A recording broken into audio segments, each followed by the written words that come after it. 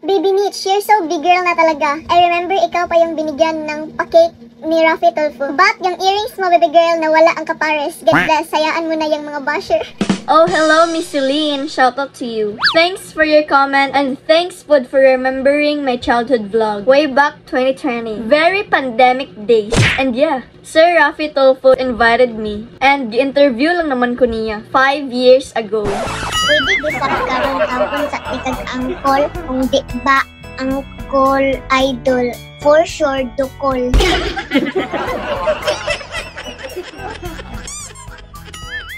Grabe kapaspas sa panahon. I even remembered, Sir Raffy promised me a vacation in Manila with my family. After daw sa pandemic. Pagkatapos ng lockdown, ikaw, si mama mo, mga kapatid mo, punta kayo ng Maynila, punta kayo sa studio sa TV5. Salamat po. Igigess kita. Ipapasyal ko kayo sa Enchanted Kingdom. Thank you po. Og sa SM, di ba?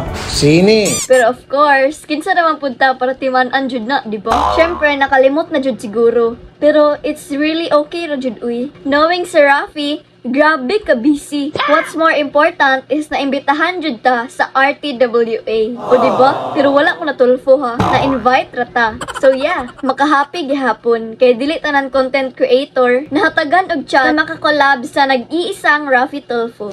Ja. So back to your comment, Miss Celine. About my earrings di I know. Yes, wala jud ko nakapansin or ang akong mamshi. Hantod sa iyang pag-edit, wala jud siya nakapansin. Nga wala day ko isa ka earrings. O diba? Ana ra jud ka low-key ang akong pag-vlog-vlog. Iguras pagpanudlay, pag-prepare sa cam and ring light, then for the go na dayon sa pag-chika-chika at tubangan sa kamera.